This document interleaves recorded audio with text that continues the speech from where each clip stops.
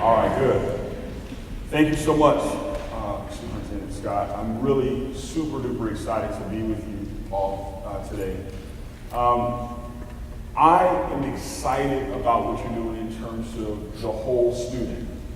And so today I want to share a talk with you called There's No Place Like Home. But before I do that, I want to tell you a story. I'm originally from Sacramento, California. That is about an hour and a half from San Francisco, about 6 hours from Los Angeles. And when I was a little kid, I loved Charlie Brown, okay? And so, that's a little too young, but that's a little bit closer. And so, I loved Charlie Brown. I had the Charlie Brown books with the comics in it. I used to read the comics in the newspaper when little kids used to still do that. And so, those are my guy. And so I also had a Charlie Brown lunch paper, all right, or lunch box, according to my grandfather. Now, every day I used to walk when I was in the first or second grade from Nicholas Elementary School to my grandparents' house. My parents would pick us up, my sister and myself, later on in the day after school. So one day I was walking from school, Nicholas Elementary, and I don't know if you've been in a situation in your life where you sensed someone next to you before you saw them. Has that ever happened where you feel like somebody's in your personal space? And so as a little guy, I'm walking and I sensed somebody in my personal space. And I turned and I looked, and it was this very large boy that was next to me. Now, not only did I sense somebody before I saw this person, I also had this feeling that this person did not have my best interests in mind. Have you ever had that? So he had this look on his face that said, I don't want to be your friend. And so I felt a little uneasy. Again, I was a little guy. I didn't articulate this very well. And then as I was taking all of this in, I sensed something on my left side.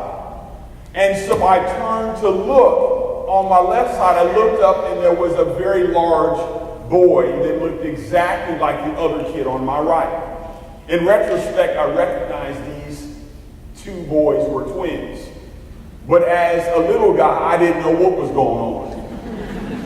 They seemed to be in the 5th or 6th grade. They were very large people, and I'll be honest with you guys here at Northview, they were kind of ugly kids. In fact, I have a picture of them I brought with me. They looked a little like this. And so these Borg boys were walking with me, and I felt this sense of fear. Now I want to pause the story and tell you about my grandmother. My grandmother was an extraordinary woman. She was from Mobile, Alabama, a port around Mobile called Saraland. She never graduated from high school, but she was the most amazing woman. She was intelligent, she was insightful, she always had the right thing to say, she always knew what to tell you. And my grandmother, in the backyard of my grandparents' house, she had a garden. And in her garden, she had cucumbers and tomatoes and squash and all this stuff. And it was fenced, she had this little fence around it. And she told all of us grandkids to make sure we didn't get in the garden. Now, we were in the backyard playing with a ball or something, and it went into the garden area. We would look around like, okay, is the coast clear before we got in there and grabbed it out? My grandmother was awesome. And in the front yard, she had rose bushes and all sorts of flowers. My grandmother used to take us on walks. Sometimes we wouldn't drive to the store. She said, we're going to walk to the store. Because she said, it's good exercise for me. So me and my sister and my cousin would walk with my grandmother. My grandmother, when she walked, she would have this big stick. Now, when I talk about a big stick, okay, it was gigantic. It was kind of like that. It was Moses Charlton Heston, man. It was a staff. It was let my people go. type staff. And so when we used to walk, we were ready to walk right through the Red Sea. But when my grandmother would walk, she would have her stick and her staff, I should say, her Moses staff, she would bang it on the ground. And it would be like a rhythm, okay? She'd have a beat going. And I remember asking my grandmother, Grandma, why do you got this big old stick? And she would say, if something happens, a dog comes or somebody tries to get us, I'm ready. And so, back to the story about the Ork boys and yours truly. So I'm walking, and the Ork boys don't have my best interests in mind. So I sense this, right? And I walk a little faster to get away from the Ork boys. But when I walked a little faster, what did they do? They walked faster. So then I went faster still, and then they went faster still. They were bigger than me. So then it came to a point where all bets are off. So I just started running. So now I'm running, but the Ork boys are bigger than me, right? So the Ork boys grab me, they throw me on the ground, they start beating me up. Now I start crying. Ah! But my grandparents lived about 10 minutes from the school. And we had already been walking a little ways. And so when I cried out, my grandmother was in the front yard watering her rose bushes. And when she heard me cry out, she knew it was my voice. Now, I know we have grandparents and we got moms in the house today. You have that sense where you're in another room and your kids are in the other space and you hear a cry and you pause the conversation.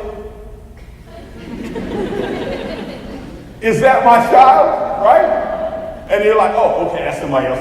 Keep talking to me. Or, if it is your child, and you hear them crying, but you recognize it's the cry of, you're just whining for cookies or whatever, you know? It's not that big of a deal. You don't move, right? But then there's a cry that as soon as you hear it, it moves you out of your seat and you get moving to wherever that cry is, right? That desperation, that sense of, I need help. And it was that cry for me.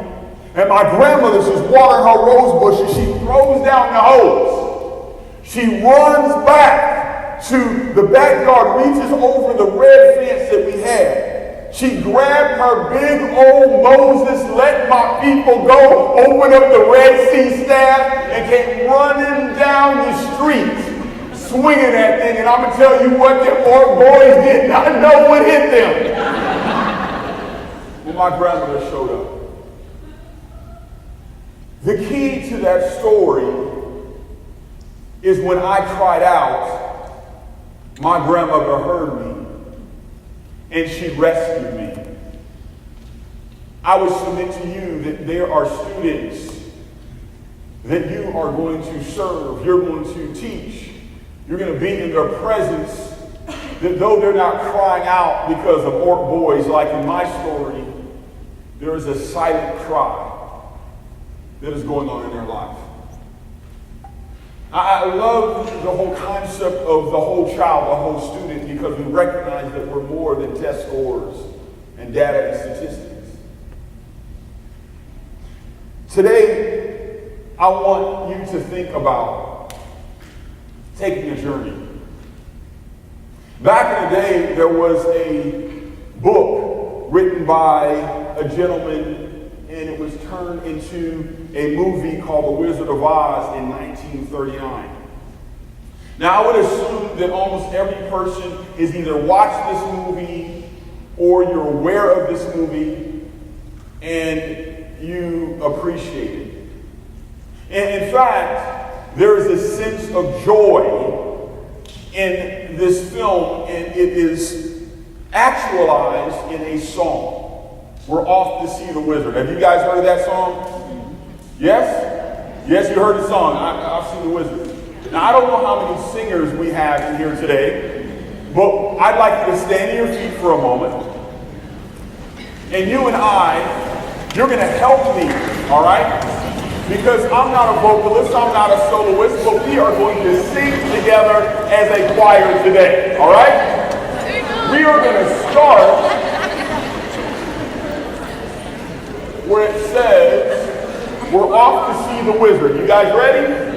Okay? Are you ready, Northview? Yeah. Are you ready, Northview? Yeah. Okay, here we go. Dun, dun, dun. We're off to see the wizard, the wonderful Wizard of Oz. We hear he is a whiz, if ever there was, if ever a whiz there was, the Wizard of Oz is one because you clap, because of the wonderful things he does. We're off to see the wizard. All right, put your hands together and give yourself some love.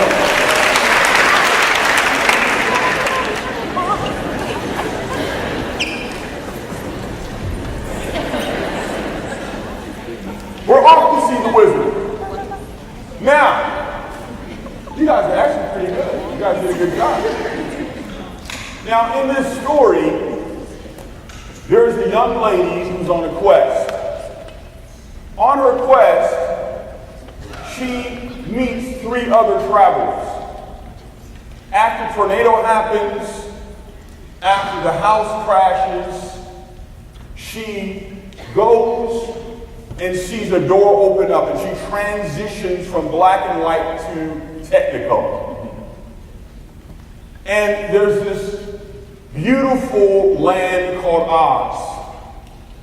But though she's on the pathway, her life is still incomplete because she's looking for home. She runs into these other travelers, and the Scarecrow is looking for a brain. The Tin Man is looking for a heart. Lion is looking for courage, and Dorothy is looking to find her way home. There's an author by the name of Robin Sharma who speaks about heart set, health set, mindset, and soul set. Mindset meaning our mental health, health set meaning our physical health, heart set meaning our emotional health, and soul set our vision health, our sense of purpose. So we have to understand that we are not just data and statistics. The students that you serve, the students that you are in the environment with, they are more than just the numbers. They are a whole person. We have to understand that because every student that you serve is on a journey and they're looking for home, they're looking for heart, they're looking for a new thinking process, they're looking for courage to be able to pursue the thing that's inside of them. The question is, are we going to be the mentors that are going to help push them on their journey? I can remember as a student in the 5th grade, I was in this advanced reading group. And I was in this class with older students and more accomplished students. And one day we were reading a poem about John Henry.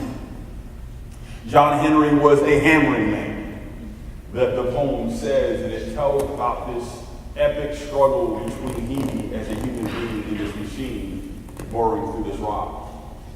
And I remember it was my turn to read, and I read it with emotion, and I read it with passion, and I read it with inflection. And Mr. Shaft, that was sitting at the desk and listening to us read, stopped in the middle of me speaking, and he said, "Mr. Julian Newman." I was shocked at his booming voice.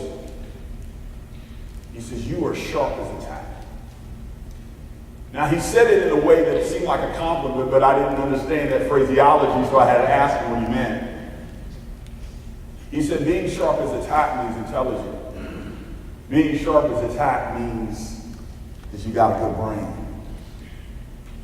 And I can tell you, there have been many summers that have passed since I had that conversation with Mr. Shaft being in the 5th grade, but his words still stick with me.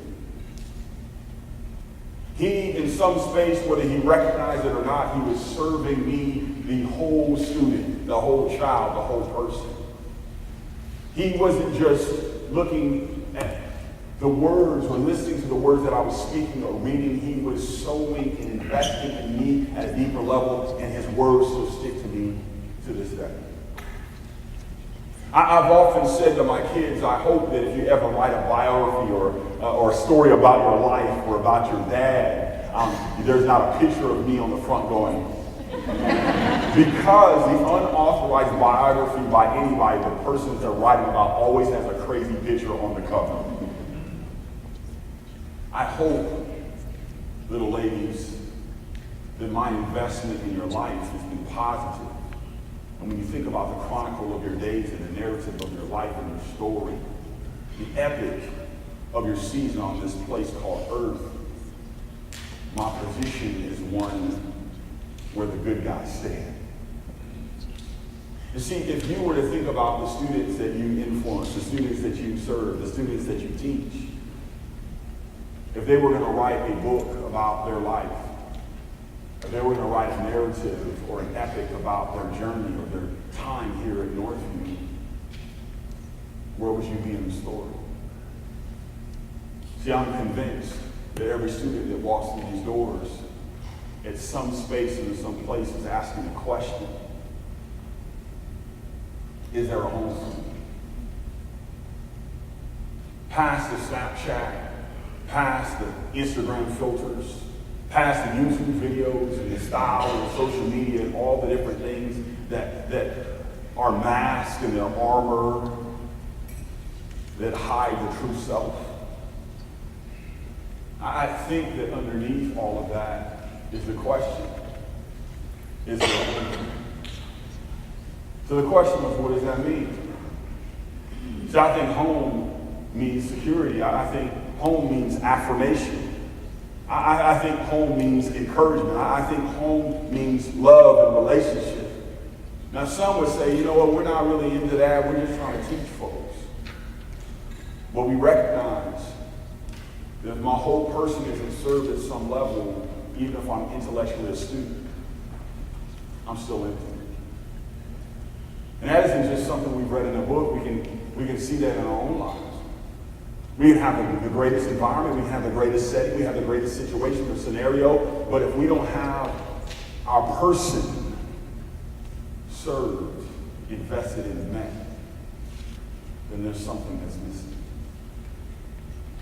I can remember watching as a little kid, I don't know if it was Sesame Street or Electric Company, but it would talk about one of these things doesn't belong.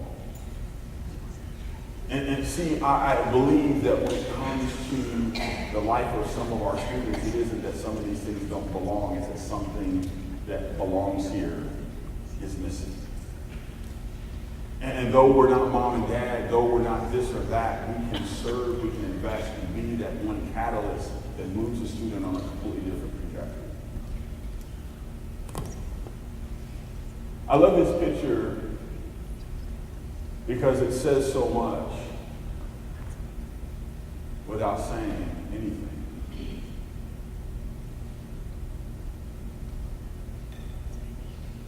There's a movie that I absolutely love that came out in the early 2000s. It's called Antoine Fisher. It tells the story of a young Navyman who, though he's talented, though he's gifted, has unresolved issues in his life.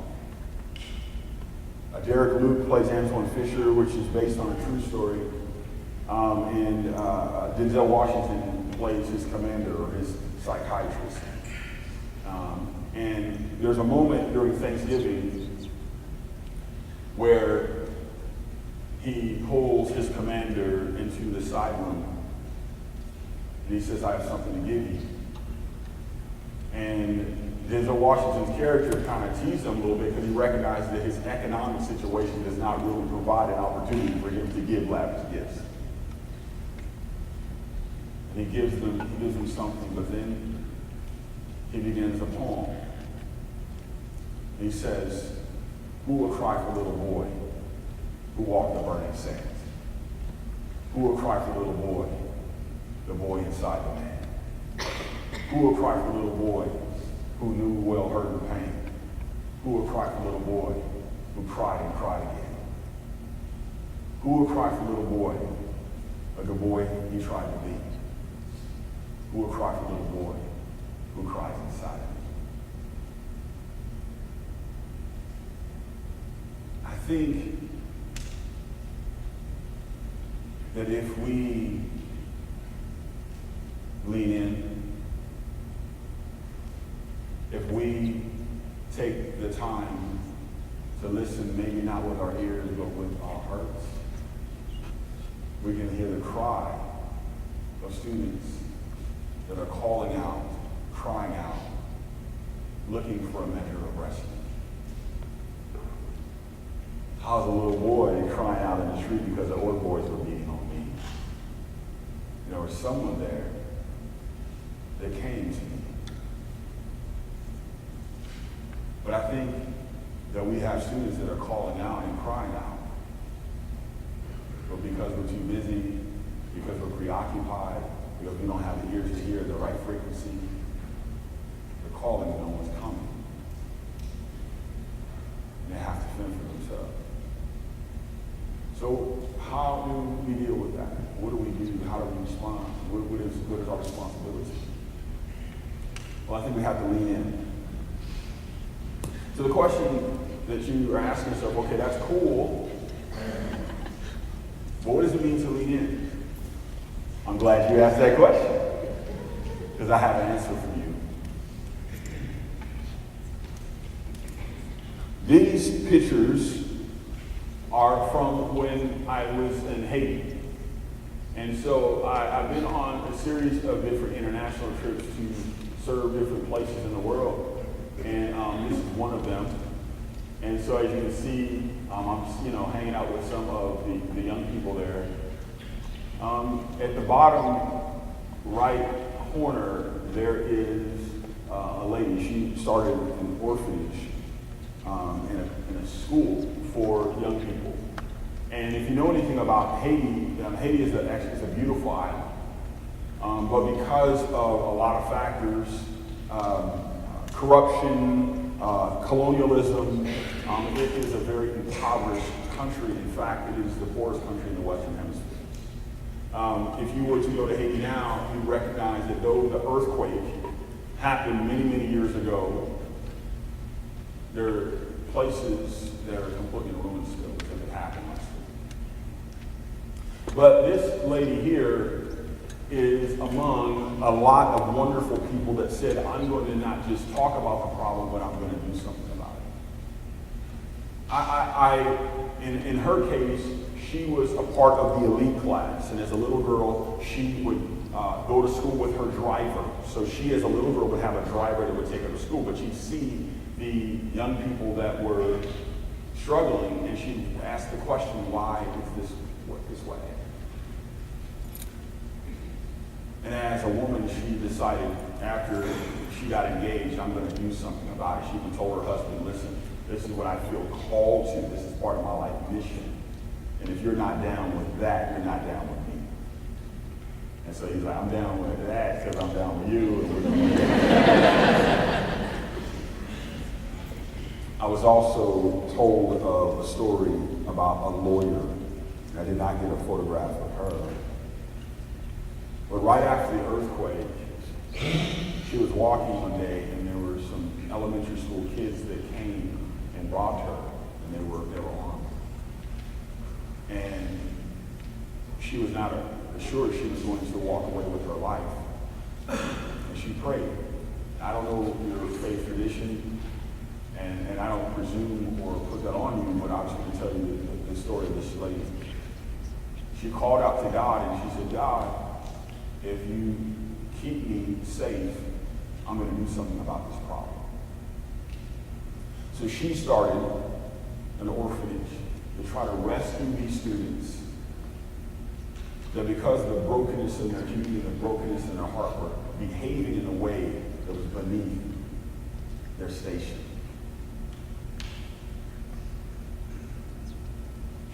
They heard the call, the cry, and they responded. So what does it mean to lean in? I think our students are saying these things. One, listen to me. Hear my voice. Hear my voice. As a parent, for those of us that are parents here, we know what it's like for our child to have a need that we're not in sync with.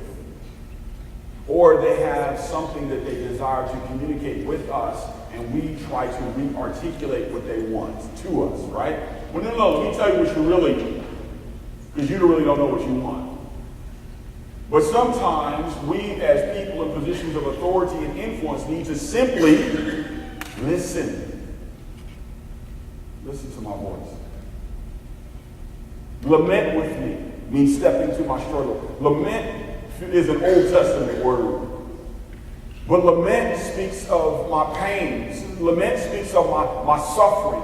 Lament speaks of my struggle.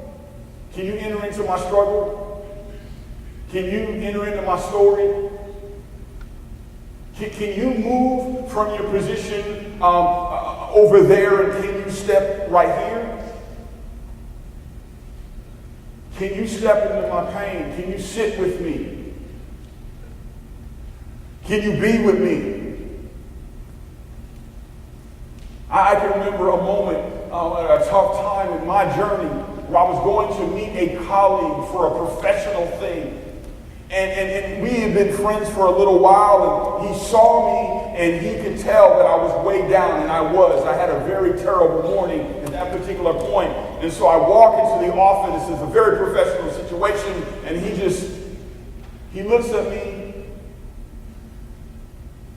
and he's opened his arms up. He said, "Man, come on, man, bring it in." And as weird as it was, I did. And as silent tears went down my face, my friend lamented with me and stepped into my struggle. And I'll never forget that moment. Learn from me. I think that it's important for us as influencers, as teachers, as leaders, as influencers, that we recognize and know that we need to become students too. And part of being an influencer is not just recognizing that we are in a position to teach, but we are also need to be in a position to be taught. What can I learn from you about your story, about your situation, about your perspective that could enrich my life? I think the best teachers and influencers are those that recognize that there are seasons where they must be taught and be influenced to be able to maximize their own. Lead me. Show me how to live. Do you know that our students don't need as much information? We got Google now. We got all these different things. I can look this up. Back in the day, we didn't have all that. We had the Encyclopedia Britannica. We had a Time Life. All these big old I remember my grandparents had the big case of encyclopedias. And you remember the encyclopedia salespeople that would come periodically because that information didn't change. You had to get a whole new set. And then, what do you do with the old set? And then you're, hey, you want some encyclopedias? Hey, man, no, I don't want those. 1998. It's 1998. So our students don't need that as much as they need people to guide them into how to live, how to be, how to have a space of meaning. Because we're not looking for money, we're not looking for fame, we're looking for meaning. Truly, at the end of the day. Can you show me how to live? Can you love me and accept me where I am? Now, I know this stuff feels very touchy-feely. For some people who will say, woo, squishy. But it's true. And how it manifests through you and in you is unique to each and every one front of us. See, the issue isn't how, it's not so much how you do it, but that you do. That we begin to look and lead with a different lens. Because when we lean in, when we're listening, we can hear the cry of those that are calling out. This picture here is a snapshot of 80 strangers that heard, well, you know what? I'm not going to describe it. I just want you to take a look at the screen and you can check it out for yourself.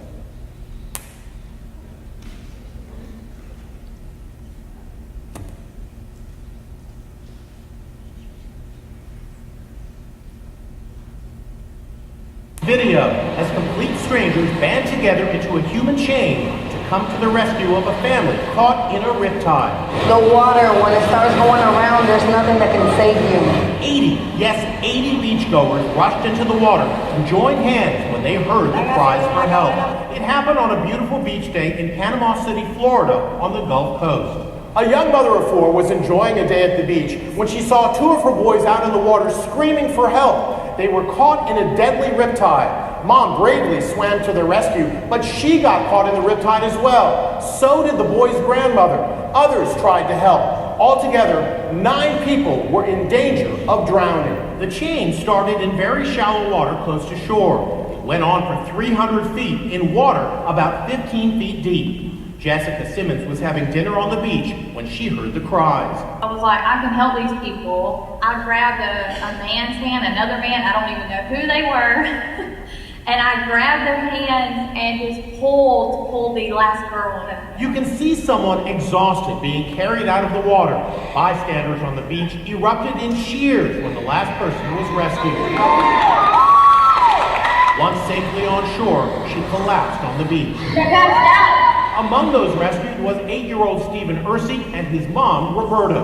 We got caught in the current and, well, our mom had to go in after me and my brother, and the people made a human chain and pulled us out. As a mama, I'm supposed to be able to protect them and do everything, and I couldn't do it that day. I had to have help. The boy's grandmother suffered a heart attack during the ordeal and is still in the intensive care unit. The whole family is forever thankful to all those strangers who formed a human chain that saved their lives. Had we not done what we did, they would have drowned.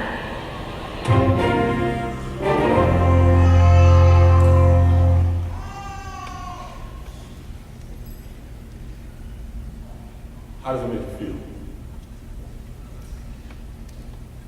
How does it make you feel? Just, what's that? Warm. Someone else. Moved. Someone else. Hopeful. Someone else. Thankful. Proud. Good. Inspired. I love that.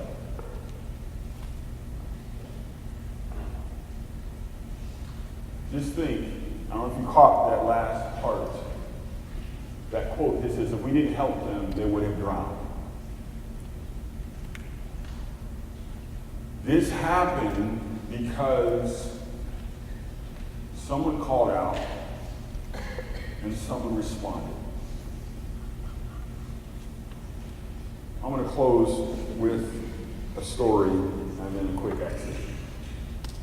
That's my oldest daughter right there. This is on a trip to University of Chicago. And I love this photo because we're having a really good day. And so she now is a senior at George Washington University. And her very good friend, her boyfriend, I say a friend that's a boy, is with me. I'm still struggling with the boyfriend. Friend is a boy. Is with me today. He's a student at Harvard. But we hang out, we have an extraordinary relationship. But I can remember one day that she came home when she was about maybe 8 or 9. And she's an extraordinary dancer and just super gifted. But we were going And we went into the driveway, and the garage, and we're getting ready to get out. And she has this sad look on her face.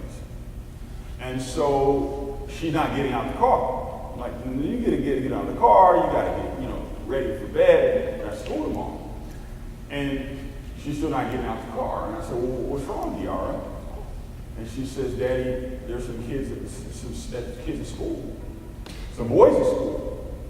And I said, well, what's going on? And she says, well, there's these boys that are calling me ugly and stupid, and they're talking about my lips and how my eyes are, and she's saying all these mean things. And I'm like, really? I said, what are the name of these boys? Now I know it's a no-hand school, but if I invite them on the other side of the street from the school, it's open season, right? Now, I did have a moment where I wanted to go down there and introduce myself to these boys assertively. But then I caught myself. And I listened to her, and now she's crying now. And as she's crying, I'm crying now. I said, baby girl, you know what the problem is? And she's like, well, what, Dad? I said, the problem is you.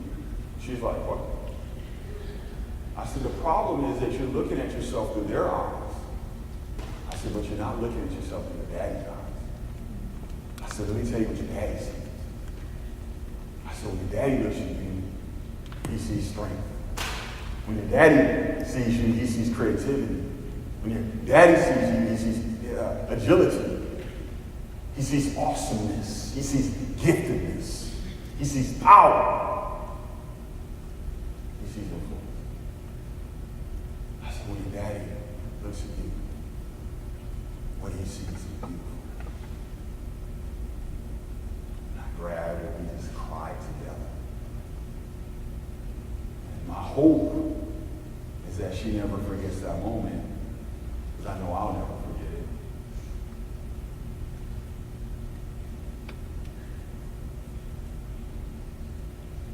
I'd like you in these last moments that we have together in this forum,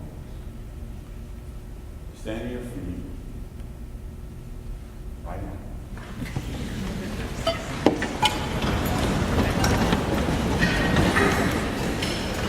And I want you to think about those students in your district that are in crisis or are going to be, that are calling out, that are crying out, that need help. Yes, we need to enlarge their minds, their thinking process. We need to prepare them for the next level of education. But we also have to serve the heart, the head, the soul, the body, the whole student, the whole child. So I want you to imagine that there's a great sea and these students are drowning and they're calling out. But the task is too great for you to do by yourself, just like it was too great for our 80 superheroes. So what did they do? In leaning in, they leaned on each other. So I want you to grab the person next to you. I want you to grab and link up. Because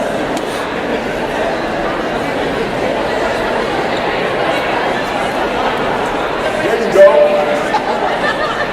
Now, you guys got to link up with them, okay? You got to link up with them too, all right? So I want everybody to link up with everybody. All right, there you go. There you go. There you go. Yes. Yes.